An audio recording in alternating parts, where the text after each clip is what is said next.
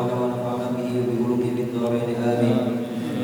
كتاب العلم إلى قال أمير المؤمنين الإمام علي بن أبي طالب رضي الله عنه.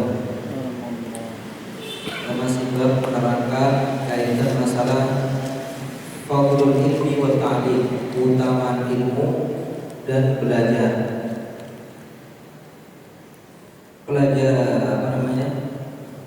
Pembahasan sebelumnya itu kaitan masalah, sedikit mengulang pembahasan sebelumnya itu kaitan masalah kemarin Bismillahirrahmanirrahim.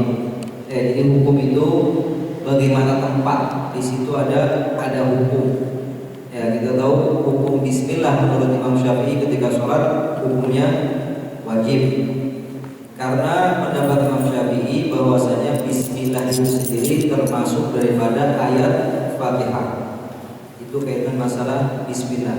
Berbeda dengan imam-imam yang lain bahwasanya Bismillah itu bukan termasuk daripada Fatihah. Bahkan kalau Imam Abu Hanifah itu tersendiri, beliau itu baca Fatihah hukumnya nggak wajib ketika sholat. Tapi apa?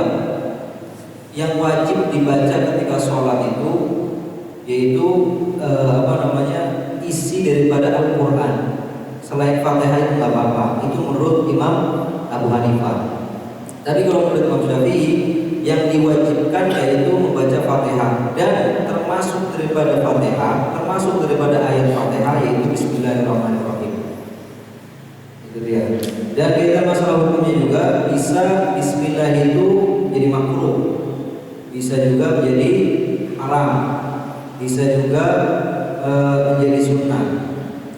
Sama juga seperti jadi hukum fikih itu bisa dibilang fleksibel gitu. Di hukum fikih itu bisa dibilang fleksibel. Karena di mana tempat di situ bisa berubah-ubah. Kalau kita lihat, mungkin ada satu kejadian misalnya. Kita ngebahas masalah kaitan masalah misalnya rokok. Rokok itu sendiri ada yang bilang makruh, ada yang bilang haram. Dan paling muktamad itu kebanyakan ulama hukum rokok itu hukumnya makruh. Tapi bisa juga hukum merokok itu hukumnya wajib. Ketika suatu orang itu dalam keadaan sakit dan tidak ada obat kecuali rokok itu sendiri, rokok kamel gitu misalnya satu saya, nggak ada nggak ada obat kecuali rokok, maka dia itu wajib untuk mengkonsumsi rokok itu sendiri. Jadi hukum itu fleksibel dan kita itu nggak boleh takut kaitan masalah hukum fikih. Jadi ulama fikih terdahulu itu membahas juga jauh banget. Bagaimana hukumnya kalau seandainya ada kambing tapi dia itu punya anaknya itu kayak manusia. Dia punya kepala kayak manusia, kaki depannya itu kayak tangan manusia. Itu hukumnya gimana? Boleh disembelih apa enggak? Sampai ke situ gitu. Walaupun mungkin fakta dan realitanya itu belum ada, mungkin. Tapi ulama itu udah membahas sampai ke situ. Jadi kita itu kaitan masalah hukum fikih jangan takut. Itu kaitan Bismillahirrahmanirrahim. Fadlul ilmi wa ta'lim ila qala Amirul Mukminin Ali bin Abi Thalib radhiyallahu wajhah. Berkata Amirul Mukminin Ali bin Abi Thalib radhiyallahu wajhah. Beliau itu Al-Imam Ali bin Abi Thalib, salah satu daripada sepupunya Nabi Muhammad SAW. Karena Abu Thalib itu sendiri, dia itu saudara kandung daripada Abdullah, abahnya Nabi Muhammad SAW. Dan beliau bukan cuma sekedar sepupu, tapi beliau juga adalah menantu daripada Nabi Muhammad SAW. Makanya kita kalau dulu pas belajar kitab Al-Mishkah fi Syarhin Nikah, yang paling afdol itu menikah dengan anak sepupu. Itu paling afdol. Kenapa? Mengikuti pernikahan Ali bin Abi Thalib dengan Sayyidatuna Fatimah Az-Zahra. Dan beliau itu menikahnya di bulan Safar. Padahal pada waktu itu, pada zaman itu bulan Safar itu istilah sekarang mungkin tahayyul kali Tahayul, bertahayul di bulan Safar itu bulan diturunkannya bencana. Tapi Nabi Muhammad itu sendiri menikahkan Ali bin Abi Thalib dengan Sayyidatuna Fatimah itu di bulan Safar. Itu Nabi Muhammad itu menunjukkan bahwa saya tahayul itu ada. Kalau dalam mungkin yang sering kita dengar itu ada istilah tasya'um, ada istilah tafakul. Kalau tafakul itu menganggap sesuatu itu bagus, itu tafakul. Contohnya ada seseorang itu di zaman Nabi Muhammad, ada seseorang yang namanya Sahal. Sahal itu kan artinya itu mudah. Di situ Nabi Muhammad bilang laqallaha sahala umurana. Dengan berkat Sahal ini semoga Allah itu memudahkan urusan kita. Nah itu boleh. Ya makanya ada orang biasanya menamakan anaknya itu Muhammad Rizki misalnya. Ya, jadi anak itu sebagai pembuka rezekinya dia, bisa boleh. Tapi yang nggak boleh itu tasya'um, menganggap sesuatu itu jadi buruk gitu misalnya. Nggak boleh nikah di bulan Safar karena bulan Safar itu tempat turunnya bencana. Nggak boleh nikah di bulan Maulid karena di situ bulan Maulid tempat lahirnya Nabi Muhammad, itu nggak boleh. Nggak boleh sama sekali, itu nggak boleh. Nggak boleh kita pergi di hari Sabtu karena hari Sabtu itu lahirnya di hari Sabtu, kan sering biasa begitu ya Pak ya. Nikah ceweknya lahirnya hari Sabtu, cowoknya lahirnya hari Jumat, karena selang satu hari nggak boleh, itu tasya'um namanya. Tapi ada orang bertanya, tapi ketika mereka nikah, habis mereka nikah itu benar yang diomongin, kalau diterusin itu bakalan berantakan. Terus gimana dong? Berarti seakan-akan tasawuf itu benar. Kita larikan kepada hadis Nabi Muhammad SAW yang berbunyi ana inda dhanni abdi. Ya, hadis qudsi disebutkan bahwasanya Allah Subhanahu wa taala berkata lewat hadis qudsinya ana inda dhanni abdi. Aku itu bagaimana prasangka hambaku padaku. Kalau emang prasangkanya udah jelek, ya udah otomatis bakalan jelek. Karena sebelum nikah dia prasangkanya bakalan begini begitu, akhirnya kejadian ya jangan disalahin. Karena Allah sendiri berfirman dalam hadis qudsi anna inda dhanni abdi falyadunna bima syaa. Maka bersangkalah kepada Allah itu bima syaa, dengan apa yang kalian inginkan. Itu Ali bin Abi Thalib salah satunya dari sini. Kalau kita itu setiap manusia itu mempunyai makom, yaitu tempatnya masing-masing. Tempatnya kita khusyuk ketika sholat mungkin ketika kita itu mendengar imamnya suaranya bagus, AC-nya nyala, habis itu nggak gerah mungkin di situ. Ya, tapi ada yang lebih daripada itu. Contohnya kita sholat itu mau dalam keadaan panas, mau dalam keadaan suaranya imamnya nggak bagus. Karena begini loh, kita itu ta'ajub sama Al-Quran dengan suaranya apa dengan maknanya, perbedaannya kan di situ. Kalau kita takjub dengan Al-Quran itu dengan maknanya, otomatis siapapun yang membaca bakalan takjub. Tapi kebalikannya, kalau kita itu takjub dengan Al-Quran itu karena suara daripada Al-Quran itu sendiri, orang yang membacakan Al-Quran itu sendiri, yaitu makom dia di situ. Jadi macam-macam. Ali bin Abi Thalib dan cucunya lagi yang bernama Muhammad bin Baqir. Beliau punya anak yang namanya Ja'far As-Shadiq. Nah, Ja'far As-Shadiq ini hidup sezaman dengan Abu Hanifah. Abu Hanifah yang kita kenal mazhab Hanafi, yang bernama Nu'man bin Thabit. Ya, kayak Imam Syafi'i itu sendiri namanya Muhammad bin Idris Asy-Syafi'i. Nu'man bin Thabit suatu ketika beliau pernah berjumpa dengan Ja'far As-Shadiq.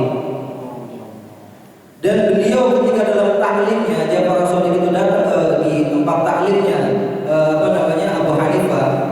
Beliau Ja'far As-Shadiq menggunakan tongkat, dan tongkatnya itu Nu'man bin Thabit itu berkata kepada Ja'far As-Shadiq, kenapa engkau menggunakan tongkat sedangkan engkau itu masih muda?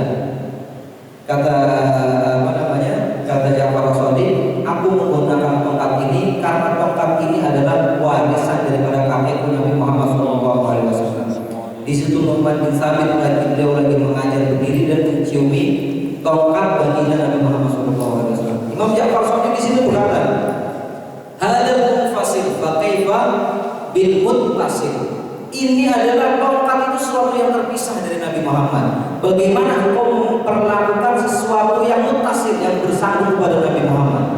Yaitu apa? Nasabnya bersambung kepada Nabi Muhammad SAW. Di situ Imam Abu Hanifah langsung memeluk dan mencium Imam Ja'far As-Shadiq. Makanya kalau kita belajar di pesantren itu ada di kitab Alfiyah, faqaddimil akhassa fi ittisali wa qaddiman masyita fi infisali. Dan dahulukanlah yang bersambung daripada dhamir itu, wa qaddimil akhassa fi ittisali wa qaddiman masyita fi infisali. Dan kalau yang terpisah itu terserah, mendahulukan itu terserah, tapi dahulukan dulu yang bersambung. Di situ sebagian ulama menyimpulkan kita kalau belajar ilmu itu dahulukan yang ilmunya bersambung kepada Nabi Muhammad dan nasabnya juga bersambung kepada Nabi Muhammad SAW. Karena Nabi Muhammad itu tidak mempunyai anak laki-laki, dalam artian anak laki-laki semuanya itu meninggal. Dan yang punya keturunan itu hanya Sayyidatina Fatimah. Beliau berkata, Fatimah bid'atun minni. Fatimah itu sebagian darah dariku, sebagian gumpalan daging dariku. Yaqbiduni wa yaqbiduha, yaqsuduni wa yaqsuduha. Fa innal ansaba tanqatu yawmal qiyamah ghairu nasabi wa sababi wa sihri. Nanti di hari kiamat nasab-nasab semua itu terputus kecuali nasabku, kata Nabi Muhammad SAW. Makanya di surat yang kita sering baca Al-Kautsar, inna syani'aka huwal abtar. Sungguhnya yang mengatakan engkau itu terputus justru nasabnya dia yang terputus. Kalau nggak salah namanya Walid bin Mughirah, kalau nggak salah yang berkata itu. Dan Walid bin Mughirah anaknya itu nggak punya keturunan lagi. Dan itu dia. Makanya kita dahulukan itu ulama yang mempunyai nasab kepada Nabi Muhammad SAW. Karena tidak ada sedikit. Makanya kalau kita lihat sejarah juga, dulu kakek nenek kita itu Indonesia itu masuk banyak masuk Islam itu karena Wali Songo, dan mereka itu kebanyakan dari mereka mungkin hampir semuanya masa Husain. Mereka itu keturunan daripada Sayyidina Husain. Bahkan yang sering kita baca manaqibnya mungkin Syekh Abdul Qadir Jailani itu pun marganya Al-Hasani dari Sayyidina Hasan, sama kayak seperti Sayyid Muhammad bin Alwi Al-Maliki. Beliau yang sangat keras dalam kaitan masalah orang-orang yang mengatasnamakan mungkin Salafi. Sampai beliau mengarang kitab Nabi Mafahimnya Ibrahim Soka. Kitabnya kecil, tapi lebih banyakkan sambutan dari ulama yang lain daripada kitabnya Sayyid Muhammad Mafahim Ibrahim Soka. Pemahaman-pemahaman yang harus diperbaiki Sayyid Muhammad. Nah, beliau itu marganya Al-Hasani. Ya. Dan kebanyakan ulama di Nusantara kita juga gak jauh-jauh ngambil ilmunya itu kebanyakan dari Sayyid Muhammad bin Alwi Al-Maliki. Kalau nggak abahnya Sayyid Alwi, Mbah Maimun yang terkenal mungkin ulama di Indonesia itu ngambil sanadnya itu sama Sayyid Alwi. Hampir semua ulama Indonesia itu mengambil sanadnya kepada Sayyid Muhammad dan kepada Sayyid Alwi Al-Maliki Al-Hasani. Beliau itu madhabnya Maliki tapi tidak tapi muridnya beliau itu kebanyakan madhab Syafi'i. Dan kalau belajar di sono itu biasanya kayak teman saya belajar di sono minimal belajar itu 10 tahun. Kalau sekarang di Sayyid Ahmad kita udah pondok 10 tahun, belajar di sono lagi 10 tahun, 20 tahun tua di pondok kita biasanya gitu. Ali bin Abi Thalib radhiyallahu anhu berkata, al-ilmu khairun minal mal. Al-ilmu yahrusuka wa anta tahrusul mal. Ali bin Abi Thalib berkata, ilmu itu lebih baik daripada harta. Sedangkan ilmu itu menjagamu. Anta tahrusul mal. Tapi apa? Engkau itu menjaga harta. Kalau kita punya ilmu, kita dijaga oleh ilmu. Tapi kalau kita punya harta, kita itu harus menjaga harta kita. Al-ilmu yazmu 'ala al-infaq wal mal tunqisuhun nafaqah. Ilmu itu sendiri dia itu akan harum kalau ilmu itu sendiri diinfakkan, dalam artian itu diajarkan. Wal mal tunqisuhun nafaqah. Sedangkan harta kalau dikasih sama orang itu otomatis hartanya bakalan berkurang. Ilmu semakin diamalkan itu semakin ilmu itu semakin banyak. Ya, makanya ada istilah ulama-ulama kita terdahulu ada namanya futuhal arifin. Futuhal arifin itu futuh dari Allah Subhanahu wa taala. Al-ilmu hakimun wal mal mahkumu alaih. Ilmu itu sebagai hakim yang menghukumi, wal mal mahkum alaih. Sedangkan harta yang dihukumi. Kita kalau punya harta dihukumi, dalam artian kita harus mengeluarkan zakat berapa, infak berapa, ini berapa. Sedangkan ilmu itulah yang dihukumi. Dan kaitan masalah ilmu juga, Sayyid Muhammad bin Ali Al-Maliki pernah berkata, "Idza tamma ilmul mar'i qalla kalamuhu." Kalau seseorang itu ilmunya itu sudah sempurna, qalla kalamuhu, dia itu pasti bakalan sedikit berbicara. Dalam artian gak gampang nyalahin orang. Itu kalau ilmunya itu udah sempurna. Jadi karena mungkin ilmunya itu beliau itu dia itu kurang, jadinya mudah untuk menyalahkan orang lain. Terus kana Syekh Abdul Qadir Al-Jailani radhiyallahu anhu yaqul, Syekh Abdul Qadir Jailani nama tempat dari kota Jailan. Radhiyallahu anhu yaqul tara'ali nurun 'azimun mala'al ufuq. Diperlihatkan kepadaku nurun 'azimun, cahaya yang sangat besar, mala'al ufuq, yang memenuhi langit. Summa tadalla fihi suratun tunadi. Kemudian dia itu menjadi suatu gambaran yang mana gambar tadi, cahaya yang jadi gambar tadi memanggilku. Kalau saya Abdul Qadir Jailani, ya Abdul Qadir ana rabbuk. Kata cahaya tadi bilang, wahai Abdul Qadir, aku adalah Tuhan. Waqad halaltu lakal muharramat. Aku telah menghalalkan kepadamu yaitu sesuatu yang haram. Kata cahaya tadi, faqultu ihsa ya la'in, celaka wahai engkau yang terlaknat. Itu kata Syekh Abdul Qadir Jailani. Fa idza dzalika nurul dhalam. Kemudian setelah itu cahaya yang berbentuk daripada mungkin bentuknya itu kayak manusia itu nurul dhalam, menjadi cahaya yang gelap. Wa tilka surah dukhan, dan bentuknya tadi menjadi dukhan, asap.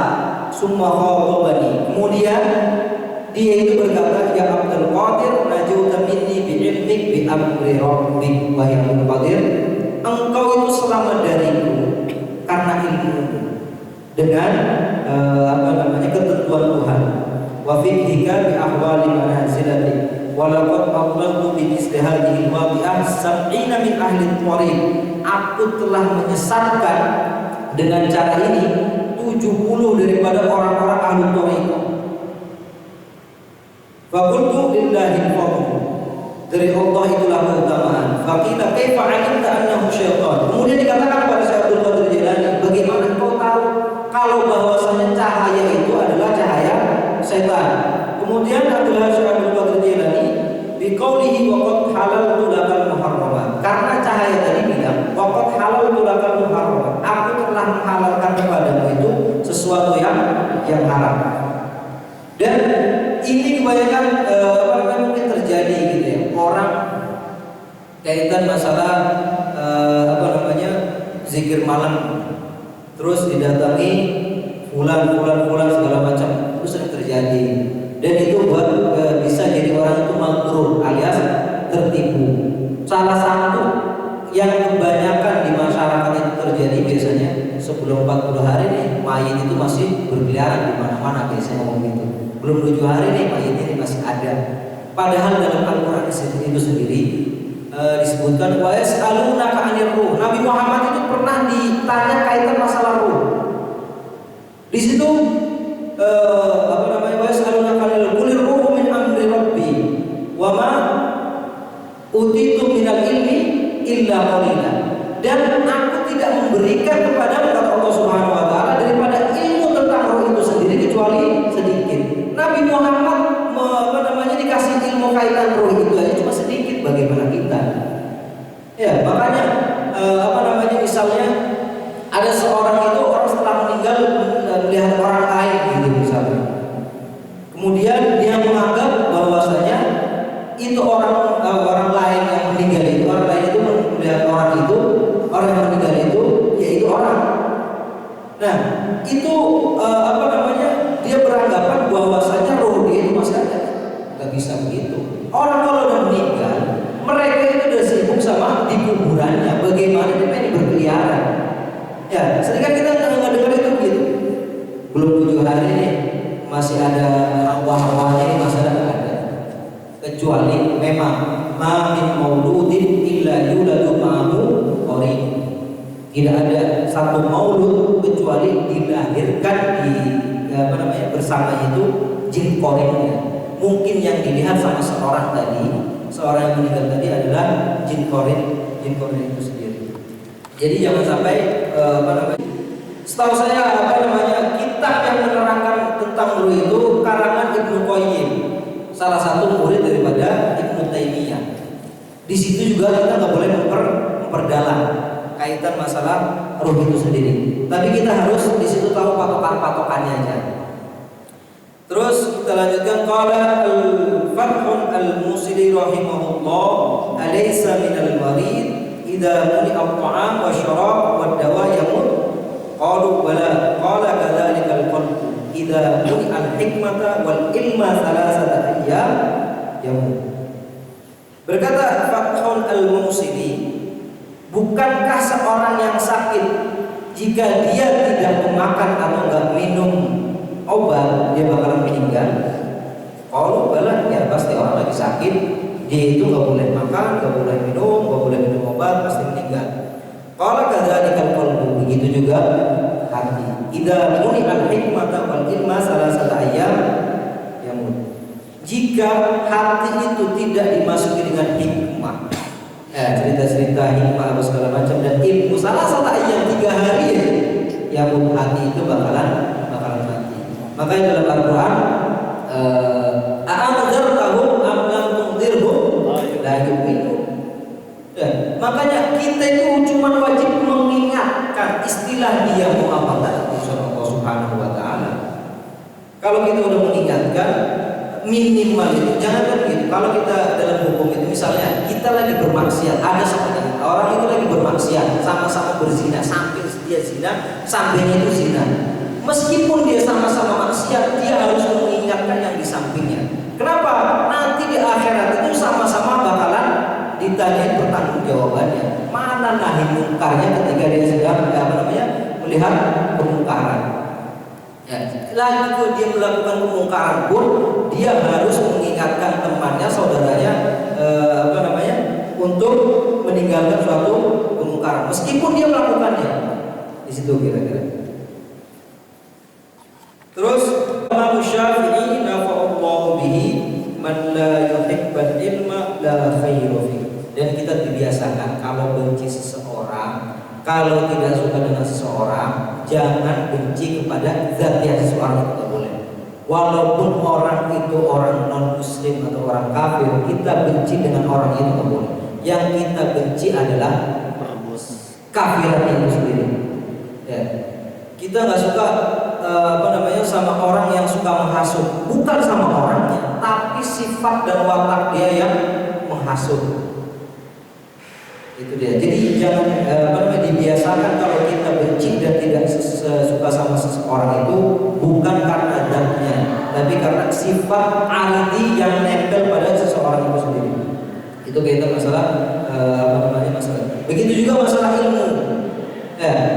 Imam Hasan Al-Basri pernah ditanya, ainal afdal, mana yang lebih utama, seorang sayyid atau syarif keturunan daripada baginda Nabi Muhammad yang tidak mempunyai ilmu, dengan seseorang yang bukan sayyid tapi alim, orang biasa tapi alim, mana yang afdal? Kata Imam Hasan Al-Basri, salah satu tabi'in yang termasyhur, beliau berkata lebih afdalan sayyid tapi tidak berilmu daripada orang alim tapi berilmu. Kenapa?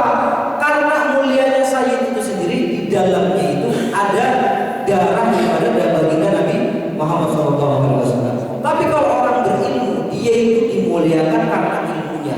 Suatu ketika ilmunya itu hilang, dalam artian dia itu gila, otomatis gak bakalan dimuliakan lagi orang.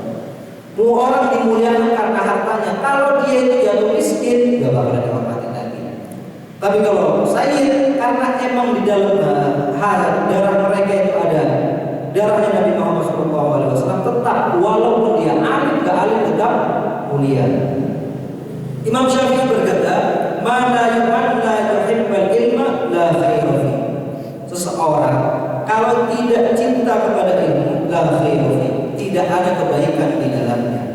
Karena sesuatu itu berkaitan dengan yang namanya ilmu.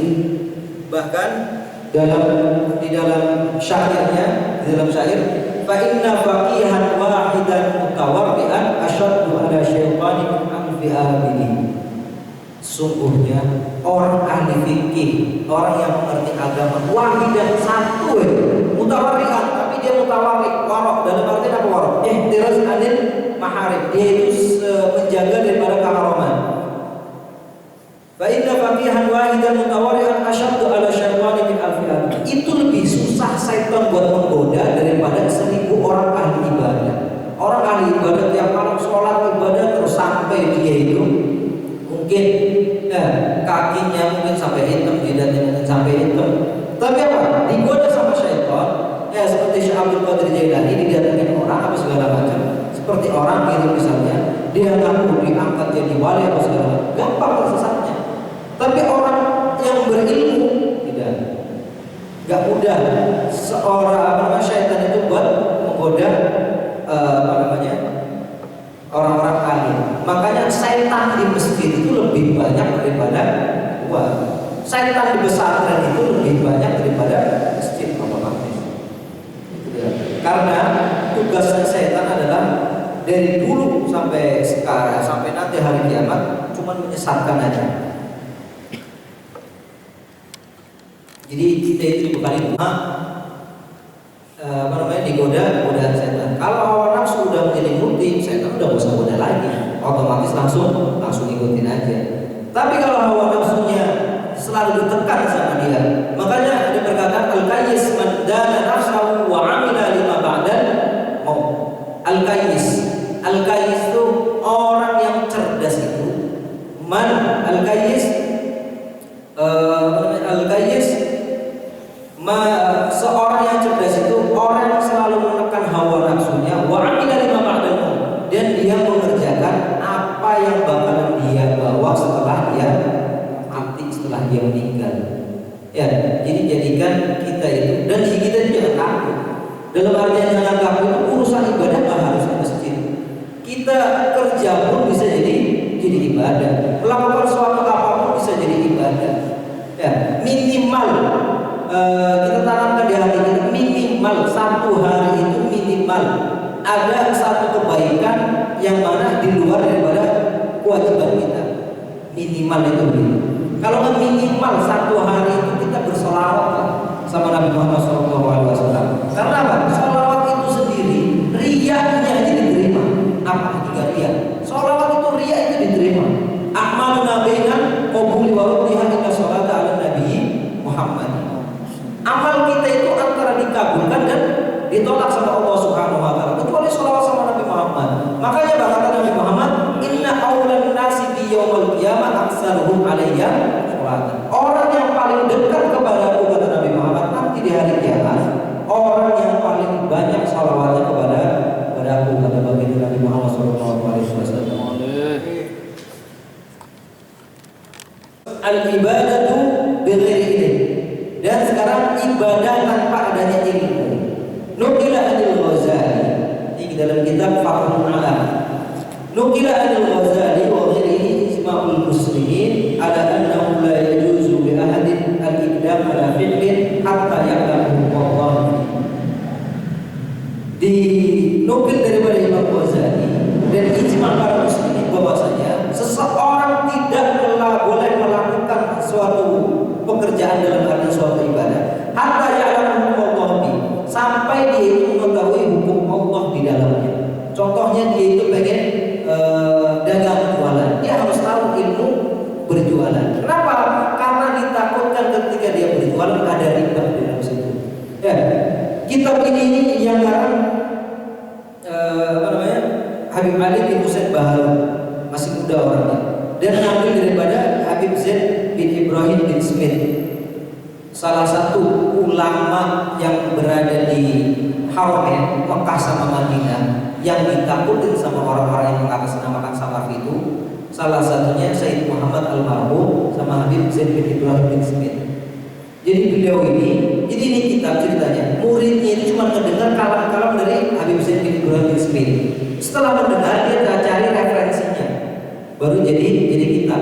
Salah satu kitab yang didengar sama muridnya juga yaitu Taqribus Sadidah tentang kaitan masalah fikih. Jadi muridnya cuma mendengar daripada gurunya, habis itu jadi sakit fakihnya Habib Zain bin Ibrahim Smith ini. Makanya kata Habib Zain bin Ibrahim Smith, nggak ada di dunia ini yang halal murni itu nggak ada. Yang halal murni itu nggak ada. Cuma satu di dunia ini yang halal murni itu cuma satu, air hujan. Itu juga kalau air hujan lagi hujan kita langsung makan gitu, langsung minum airnya. Kenapa? Karena segala sesuatu itu sekarang lewat bank. Bank itu otomatis ada ribanya. Sedangkan dua yang diajak perang sama Allah Subhanahu wa taala, orang yang memakan riba dan orang yang mengganggu wali-wali Allah Subhanahu wa taala. Ya, jadi orang yang memakan riba itu diajak perang sama Allah Subhanahu wa taala. Dalam Al-Qur'an itu ada. Sedangkan orang yang mengganggu wali-wali Allah juga diajak perang. Man 'adali waliyan faqad adantuhu bil haqq. Barang siapa yang mengganggu wali-waliku, maka aku izinkan kepada dia berperang kepada Allah Subhanahu wa taala dalam hadis kutsinya. Makanya kata Habib Zain bin Ibrahim Smith, kalau kita ada air hujan itu seenggaknya kita minum sedikit walaupun ya, tapi jangan lewat genteng gitu. Karena apa? Genteng juga dibeli pakai duit. Ya, sedangkan duit itu dari riba. Ada ribanya semua di situ. Ya, sedangkan riba itu sendiri katibnya katibnya ada berdosa, habis syahidnya ada berdosa. Itu kaitan masalah riba. Smith itu aslinya orang Jakarta lah dia sebenarnya. Jadi ulama kita itu banyak yang di ulama Indonesia itu ya, mereka itu jadi ulama di Arab Saudi itu terkenal. Salah satunya apa? Musnidud Dunya yang mempunyai sanad-sanad, belum mempunyai gelar itu Musnidud Dunya. Sanad itu banyak banget sampai di gelaran itu Musnidud Dunya. Yaitu Syekh Yasin Al-Fadani, orang Padang itu sendiri. Jadi ulama kita itu sudah banyak, Nawawi, Al-Batani, Syekh Abdul Somad, Al-Falimbangi, ya bahkan ya berdirinya NU itu sendiri, Syekh Hasim As'ari itu sendiri sama Kiai Haji siapa namanya? Ahmad Dahlan, pendiri Muhammadiyah, belajar sama Syekh Khotib Al-Minangkabawi. Syekh Khotib dari Minangkabau, berarti orang Bugis mas ya kalau nggak salah. Minangkabau, Padang juga Minangkabau. Syekh Khotib Al-Minangkabawi. Ya. Terus kalau Umar bin Khattab radhiyallahu anhu la yabi' fi suqina wa la yashtari man lam yatafaqqah. Fa inna man lam yatafaqqah akala riba wa huwa la ya'lam. Umar bin Khattab pernah berkata, la yabi' fi suqina ma lam wa la yashtari man lam yatafaqqah. Tak boleh orang berjualan di pasar kita ini. Kalau orang dia membeli di pasar kita ini, dia itu belum belajar fikih. Kenapa? Fa inna man lam yatafaqqah akala riba wa huwa la ya'lam. Karena orang yang tidak mengerti kaitan masalah ilmu fikih, jual beli, dia bakal makan riba sedangkan dia tidak tahu kalau dia belum belajar kaitan masalah hukum jual beli. Qala Umar bin Abdul Aziz, man amila ala ghairi ilmin kana yufsiduhu aqsara mimma yuslihu. Umar bin Abdul Aziz, salah satu pemimpin Islam itu yang adil itu 5, salah satunya itu Umar bin Abdul Aziz. Bahkan diceritakan ketika Umar bin Abdul Aziz diangkat menjadi khalifah, hewan yang namanya serigala itu sendiri, dia itu nggak berani makan kambingnya orang yang diternak itu nggak berani. Kenapa? Karena saking adilnya pemimpin yaitu khalifah Umar bin Abdul Aziz. Beliau berkata apa? Man amila ala ghairi ilmin kana yufsidu aqsara mimma yuslihu. Barang siapa yang mengamalkan suatu amalan tanpa adanya ilmu, itu kerusakannya itu lebih banyak daripada kebaikannya. Kalau orang mengamalkan suatu amalan tapi tidak ada ilmunya, lebih banyak rusaknya daripada kebaikannya. Itu kata Umar bin Abdul Aziz. Mungkin yang terakhir menutup. Jadi kalau kita kita istilah pesantren itu ya, istilah pesantren, belajar pesantren itu mungkin gak gampang. Jadi kan apa namanya, kalau orang belajar cuma 2, 3, 5 tahun lah gitu misalnya, bukan kita sombong apa gimana kita, jadi kita juga pernah belajar di pesantren. Jadi seakan-akan kita itu tahu semana mungkin kadar dia belajar itu kita jadi tahu. Ya. Jadi makanya ada istilah guyon gitu ya. Ustadz itu ya maksudnya ada ustadz nasib, ustadz nasab, sama ustadz nasob. Ustadz nasab itu apa? Dia itu kiai lah. Ustadz nasab itu ustadz yang memang bapaknya itu ustadz, kakeknya mungkin ustadz, dia jadi belajar jadi ustadz aja, nasabnya ustadz. Ya, ada juga nasib, bapaknya bukan ustadz, kakeknya juga bukan ustadz, dia belajar di pondok pesantren dia jadi ustadz. Nasib namanya, nasib dia jadi ustadz. Ya, nasib itu apa sih nasib? Nasib itu bagian. Makanya Pak, khud nasibaka minad dunya wal akhirah. Ambillah bagianmu daripada dunia dan akhirat. Ya. Terus ada juga ustadz nasob. Ustadz nasob itu ustadz cuman yang diangkat-angkat gitu maksudnya. Belajar agama enggak, mondok juga enggak, tapi dia itu dipanggil mungkin bisa baca tahlil sedikit dibaca, jadi dia dipanggil ustadz. Itu yang disebut ustadz nasob. Wallahu a'lam bishawab. Demikianlah